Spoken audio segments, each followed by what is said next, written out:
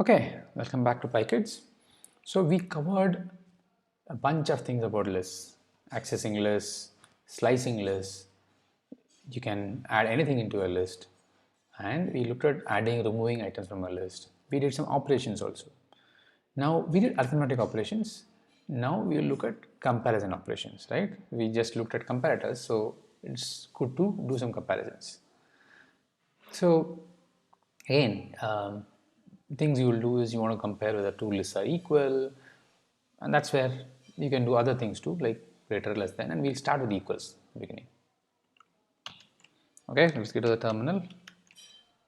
You're on the terminal. Okay, as a first step, the simplest thing is to do is check whether a list is equal to itself, right? Let us see. So Tenali friends, is it equal? So double equal to, remember, we can't use equals because that's assignment. Double equal to is equals. So this obviously is true because it's the same list. Now let us look at, so we have Tenali friends and we have another friend list, right? We had Vimesens friends. Now if I look at whether these two are equal, obviously they are not, they have totally different contents, right? Now if I create a new list, but I actually put, so I'm going to use T friends equal to, type this up, Kali. The spaces between items is just for better readability. You don't have to create spaces.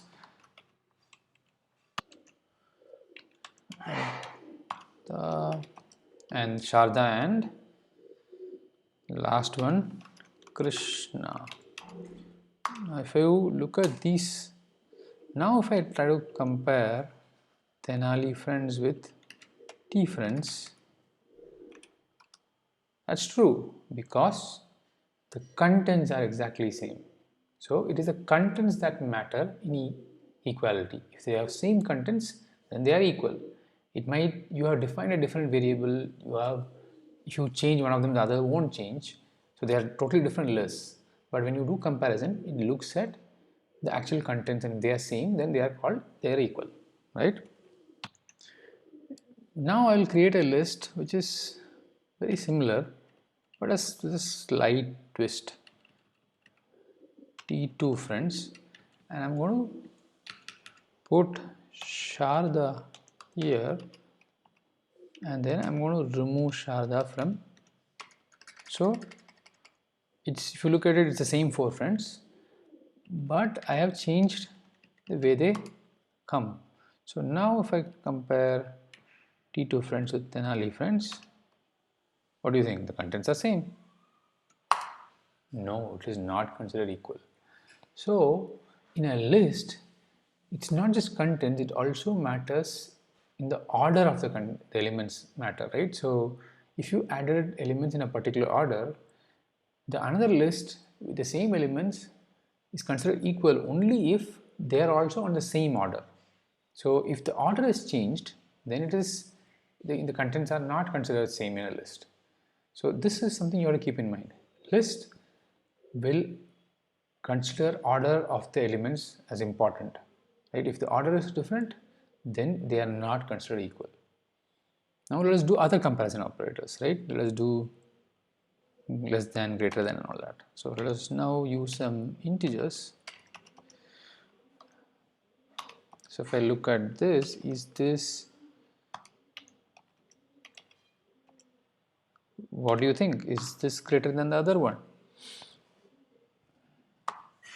No. And if I say it's whether it's less than, obviously it's true. If it's not greater than, it would be less than. Now, if you look at 135 and 153, these are actually exactly same elements, right? But the order is different. And in list comparison is done in order.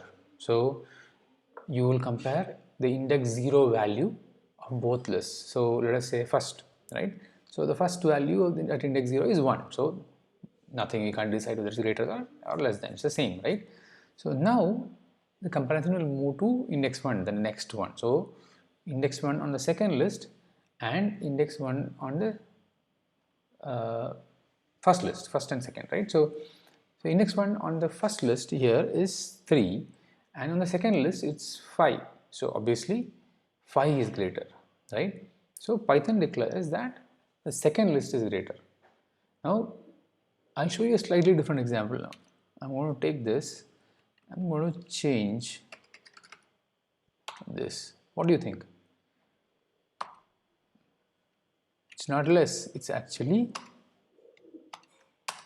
greater. So in this case, the first list actually has lesser elements than the second one, but it still doesn't matter, it's still greater because comparison is done in order. First elements in both are ones, no decision to tell you whether it's greater than or less than. Then the second item will be compared by Python.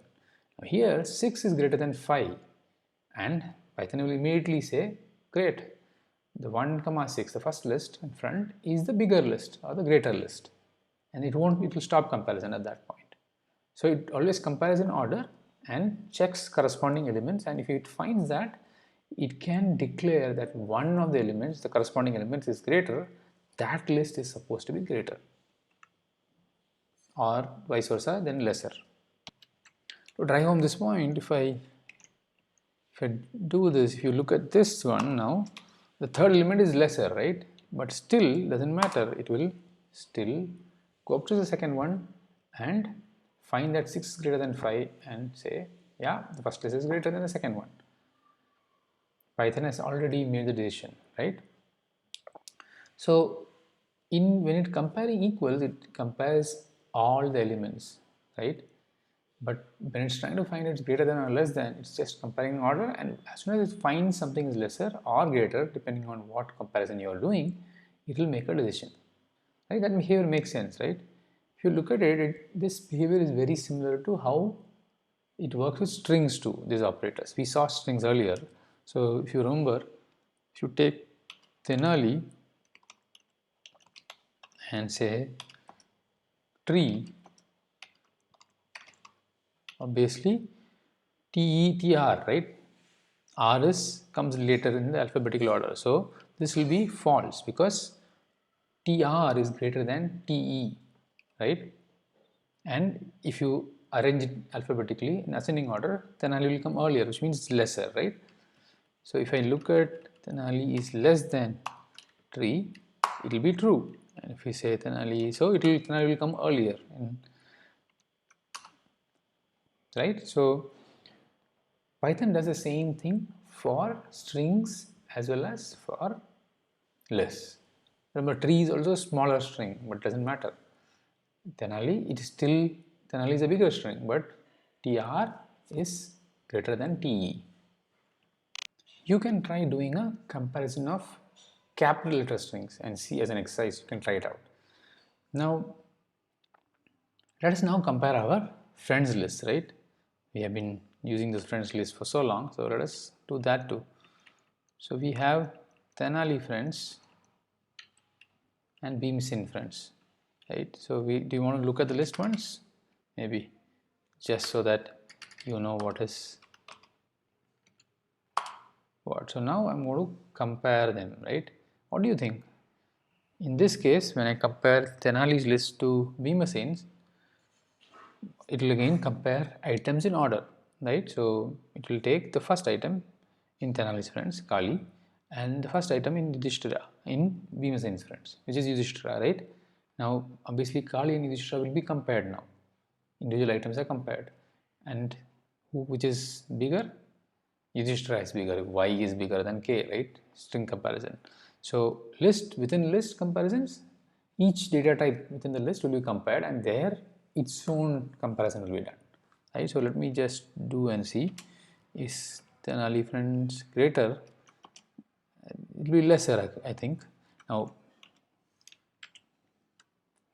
Kali might be greater than Yudhishthira in real life, but in Python comparisons, Tenali friends is lesser than Beamsin's friends. Makes sense, right? think we are done with comparisons now. We will cover one more thing now. We will cover something called membership. This is also a comparison, but a different kind of comparison. Now, many times when you are working with lists, you might get lists from somewhere and you want to know if something is present in the list, right? So this is a very common operation which you will do with lists. Now we want to check, say for example, I'm going to clear this up. Is Krishna present in Bhimasen's friend list? I think we know that it is there because from our memory it is there, but how will Python know, right? So first I'll show you. You can see Krishna is there, but I need to be able to tell this with Python code itself, right? That's the only way Python can know, and then Python you can do some more operations with it, right? Why would you want to do that? If something is there, then you could use conditional statements, which you will learn later on, to do something else. Say if Krishna is there in Bhimasen's friends, you can say, hey, it's not there. So this is called testing in for list membership, whether an item is a member of a list, right? And we will use the in operator for this. I'll show you. So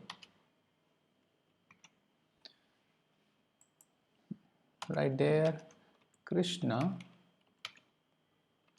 in, see it's actually a keyword. So in Bhimasen's friends, true.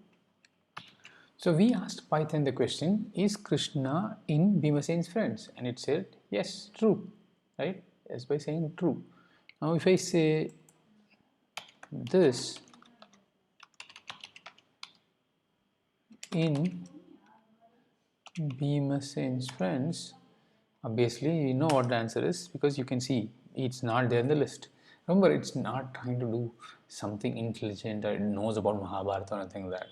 It's just going by what you have defined in the list of items, right? So Duryodhana is not there, so it says no, it's not there by saying false. You might also want to say, instead of in, you can also say not in. So here it's English, right? So it says not in, obviously, because in was false, not in will be true. So Python does not understand your intention and all that, right? So instead of, say, we have been doing Krishna names and friends, if I say Krishnan, which is, I mean, you would know that it's the same thing, right? But Python does not. It does not understand your intention or anything like that. It is only trying to do something which it can clearly do. It is precise and correct. You need to be precise and correct to work with Python, and this applies to all programming languages, not just Python. When you tell a language to do something, tell your computer to do something, you have to be very correct in saying it. That's why you call it syntax, right? Syntax has to be followed. That's why computers are also called idiot boxes. They just do what you tell them to do. So computer language will always force you to be accurate in what you want them to do, right? And that's the only way to ensure that they are doing exactly the work you want them to do and not doing something else. And that's a good thing, right? Instead of they doing some nefarious things, they are doing things you want them to do. So they want you to be exact. So the last thing we are going to cover with lists is the concept of truthiness with lists, right? Now when you talked about booleans earlier, we said that even other data types have a concept of truthiness, right? You remember I said any non-zero number is truthy and 0 is supposed to be falsy. Let me show you to jog your memory. Now we will use casting. So bool of -1 is, what do you think, any non-zero number, right? So true. So bool of 10 is also true. But if I do a bool of casting that number into boolean, right? So this is false. So 0 is always false and anything other than 0 is true. Now you can try to guess what will be falsy with lists. Yeah, you guessed it right. This is considered as falsy, which is, this is an empty list. It has got nothing, right? So this in Python, an empty list is considered as a falsy. So if I try to do a bool of, again casting, I got the wrong brackets there, it's false. Even if I put 0 in this, remember integer wise 0 is falsy, but for a list, now this list has one item in it, so it's true. So in this case, for truthiness, it doesn't look at the content, it looks at the property of a list. If the list has any content, then it's a true list, a truthy list. If it's got only one, then also it's true. If it's got nothing, no items, then it's considered falsy. So this is different from list comparisons, right? So here the contents don't matter, it only matters the property of the list matters. Now, you can understand this slightly better by using len, right? So you can see when you're asking for whether a list is truthy, it's actually trying to say find the length, and if it's 0, it's 0, so it is falsy. But if I do this, the len is actually 1 and therefore it's truthy. This is a way for you to remember it, right? Don't worry if it's confusing too much, it's okay. You will, when you work with these things, you will understand more of how these the truthiness works, right? So I think we are good to close this. So as a summary, we looked at comparison operators, and then we started with composite types. We started with the list, right? So we covered definition of list, we covered list can contain any number of things, we looked at indexing of lists, we looked at slicing of lists, we did add and remove operations, and we did a bunch of other operations. We also did comparisons, and then we did membership and truthiness. I think we have done a good deal on lists. I think you have a good understanding now. In the upcoming sessions, we will talk about other data types like dicts, sets, and tuples.